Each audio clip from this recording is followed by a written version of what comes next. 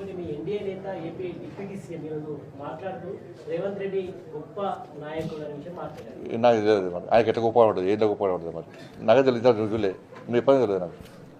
వాళ్ళ గొప్పతనం వాళ్ళ ఇద్దరి మధ్య అండర్స్టాండింగ్ గొప్పతనం నాకు తెలియదు మరి. అంటే ఆయనకు 6 గ్యారెంటీలు ఇష్టం తెలిసింది వాళ్ళ పాపం. 2,500 రూపాయలు మహిళలకు ఇచ్చారు, లేదంటే 15 రూపాయలు భరోసా ఇచ్చారు, 12 రూపాయలు రైతు కూలీలకు ఇచ్చారు, తులం బంగారం ఇచ్చారు, 2 లక్షల ఉద్యోగాలు భర్తీ చేసారు, లేకుంటే 4,000 రూపాయలు నిరుద్యోగ బుద్ధిస్తున్నారు, 40 రూపాయలు ఆసార పెన్షన్లు ఇస్తున్నారని తెలిసింది కావచ్చు ఆయనకి. ఇట్లా 2 పక్క చోళ చెప్పారు కావచ్చు ఆయనకి. రేవంత్ రెడ్డి కాకుండా ఎవరు సీఎం ఉన్నారా అల్లు అర్జున్ సీఎం ఉన్నప్పుడు కూడా ఆ సంఘటన ఖచ్చితంగా అరెస్ట్ చేసే వాళ్ళు ఉండవచ్చు, అందులో తప్పుపట్టే అవసరం అని చెప్పి ఇప్పుడు అరెస్టులు అవన్నీ తర్వాత విషయం. అసెంబ్లీలో 6 గ్యారెంటీల చర్చ జరిగిన అసెంబ్లీలో ఒక వ్యక్తిని వ్యక్తిగతంగా ఆయన గురించి గంట సేపు మాట్లాడాల్సిన అవసరం ఏమొచ్చింది అన్న. అరెస్ట్ అయిపోయింది, జైలుకి పోయింది, వచ్చేసి అయిపోయింది, ఇష్యూ క్లోజ్.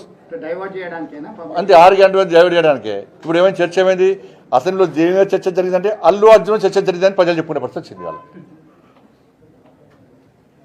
ఆ చర్చ అవసరమా అని మేము అంటున్నాం. ప్రజా సమస్యలు ఉన్నాయి, అసెంబ్లీ దేనికోసం మాట్లాడుతున్నారు ఇవాళ. ఇప్పుడు ఇష్యూ అయిపోయింది, ఇష్యూ క్లోజ్ అయిపోయింది. అరెస్ట్ చేశారు, జైలుకి పోయారు, జైలుకి వచ్చారు. ప్రభుత్వం చట్టం తన పని తాను చేసుకుని చెప్పి ముఖ్యమంత్రి చెప్పాడు, చట్టం తన పని తాను చేసుకున్నది అయిపోయింది.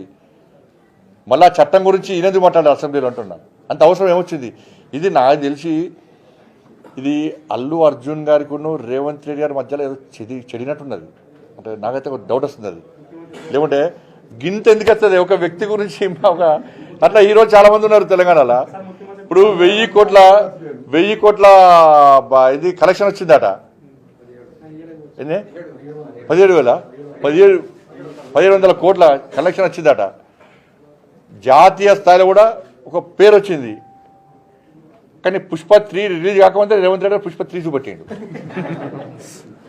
ఇవాళ. ఇది ఏందో ఉంది ఇద్దరి మధ్యలో. మరి ఆయన చెప్తారు, ఈయన చెప్తలేడు. మధ్యలో మిగతా పిచ్చలేకపోతున్నారు. ఏదో చెడింది అది.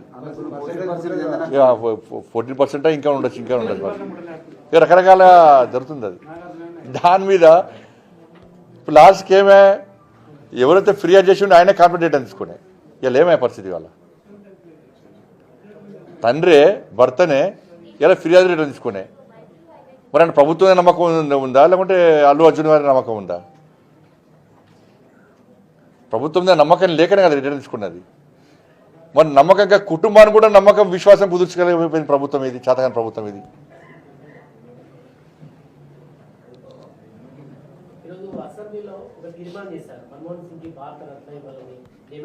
ఉన్నప్పుడు ఎందుకు వేయాలి అంటున్నా.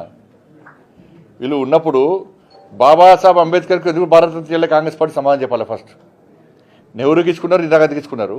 బాబాసాహెబ్ అంబేద్కర్కు ఎందుకు భారతరత్న ఇవ్వలేకపోయింది కాంగ్రెస్ పార్టీ?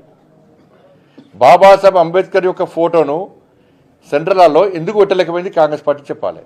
బాబాసాహెబ్ అంబేద్కర్ను ఎన్నికల్లో కాంగ్రెస్ పార్టీ ఎందుకు ఓడగొట్టిందో కాంగ్రెస్ పార్టీ సమాధానం చెప్పాలి. బాబాసాహెబ్ అంబేద్కర్ స్ఫూర్తి చేసుకుని పంచతీర్థాల పేరుతోని నరేంద్ర మోడీ ప్రభుత్వం ఏర్పడిన వాటిని రాహుల్ గాంధీ ఎందుకు సందర్శిస్తున్నారో చెప్పాలి.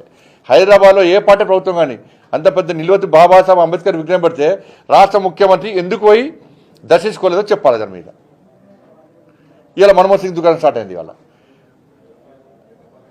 మన్మోహన్ సింగ్ యొక్క అంత్యక్రియలు ఇలా ప్రధానమంత్రి గారు ముందే క్యాబినెట్ స్పందించి ఢిల్లీలో అంత్యక్రియలు చేస్తామని స్పందించింది కాబట్టి ఇలా కాంగ్రెస్ పార్టీ మన్మోహన్ సింగ్ గారి అంత్యక్రియలు చేసే అవకాశం ఇచ్చింది ఢిల్లీలో. లేకుండా తీసుకుపోయి ఇంకొకరు ఎదురాలు ఇదిగా తీసుకుపోయి. ఎందుకంటే వీపీ సింగ్ది ఏనియలే, పివి నరసింహరావును శివానికి ఆలనీయలే, ప్రణబ్ ముఖర్జీ అదే పరిస్థితి. ప్రణబ్ ముఖర్జీ గారు కూడా పార్లమెంట్లో తెలంగాణ బిల్లు యుద్ధం జరిగినప్పుడు ఆమోదించినప్పుడు మన్మోహన్ సింగ్ ముస్లిం పెట్టి సోనియా గాంధీ దేవత అనే ఇచ్చేది ఎవరిస్తారన్నా? ప్రధానమంత్రి ఇస్తాడు. ఇలా ప్రధానమంత్రిని పక్క పెట్టి అలా సోనియా గాంధీ దేవత అని బీఆర్ఎస్ పార్టీలు అన్నారు. ఇదే కేసీఆర్ అన్నాడు సోనియా గాంధీ మా దేవతని కాలు మొక్క చిడిపోయి పార్టీ విలీనం చేస్తాను చెప్పండి. కాంగ్రెస్ పార్టీలు దేవత అనే ముఖ్యమంత్రి గారు కూడా దయ్యం అని తిట్టే అప్పుడు. కాబట్టి మన్మోహన్ సింగ్ గారి విషయంలో మళ్ళీ ఇప్పుడు ఏదో రాజకీయ కోణంతో భారత ఉన్నప్పుడు ఎందుకు డిమాండ్ చేయలే? ఉన్నప్పుడు ఇంతకుముందు అంబేద్కర్కి ఎందుకు వెళ్ళలేదు?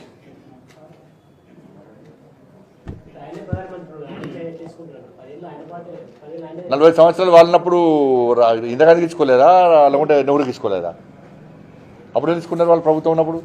ఎందుకంటే వాళ్ళ నాయకురాలే కదా, మన జవహర్ నెహ్రూ వాళ్ళ నాయకురాలే కదా, నాయకుడే కదా, ఎందుకు ఇచ్చుకున్నారు? ఇప్పుడు అట్లా తీసుకోవాలి. ఉన్నప్పుడు గుర్తించలే. మన్మోహన్ సింగ్ను అవమానపరిచింది, ఒక రబ్బర్ స్టాంప్ లెక్క తయారు చేసింది కాంగ్రెస్ పార్టీ. మన్మోహన్ సింగ్ ఆత్మకు శోభిస్తే కదా కాంగ్రెస్ పార్టీ అంటేనే, అంత క్షోభకు గురండి ఆయన. ధన్యవాదాలు. సంబంధించి ఎప్పటిలో మీరు వివరాలతో చేస్తాం. ఇంకా కొంచెం మూడొద్దా? ఇది జన మీకు తెలియదు చెప్పేసేకరా, నీకు తెలుసా తెలియదు? నీకు 8% అని తెలుసు కాదు, 8% మీకే తెలుసు 8% అని. కానీ 8% ఫస్ట్లో ఉండే, ఇప్పుడు 14%. ఇలా కాంగ్రెస్ పార్టీలో వాళ్ళకే గుర్ర నడుస్తుంది. కొంతమంది నిజాయితీ పడినటువంటి ఒక 2-3 మంత్రులు ఉన్నారు పాపం. మొత్తం కాంగ్రెస్ పార్టీని మొత్తం ఒక్క దారి కడతలేను. ఒక 2-3 నిజాయితీ పడినటువంటి మంత్రులు ఉన్నారు. వాళ్లకు ఈ అవినీతి పరైన మంత్రులకు కమిషన్ తీసుకున్న మంత్రుల మధ్య కొట్టాట స్టార్ట్ అయింది ఆల్రెడీ. అది ఎప్పుడైనా ఎక్కడైనా ఏదైనా జరగచ్చు, ఏమైనా జరగచ్చు. ఇద్దరి మధ్య యుద్ధం స్టార్ట్ అయింది ఆల్రెడీ. ఏదో తిట్టుకుంటున్నాడు ఫోన్ చేసి, నువ్వు ఒకటి ఇజ్జత పోతుంది 14% అంటున్నాడు, నేను 8% తీసుకుంటాను ఆయన అంటున్నాడు. కాంగ్రెస్ పార్టీలో అంతర్యుద్ధము స్టార్ట్ అయింది 100%. ఇది నేను ఆ రికార్డ్ చెప్తున్నాను. కాంగ్రెస్ పార్టీలో ఈ పర్సంటేజ్ల విషయంలో అంతర్యుద్ధం స్టార్ట్ అయింది. అది ఎటైనా పెళ్ళచ్చు, ఎప్పుడైనా వెళ్ళచ్చు, ఎప్పుడైనా ఏమైనా జరగచ్చు.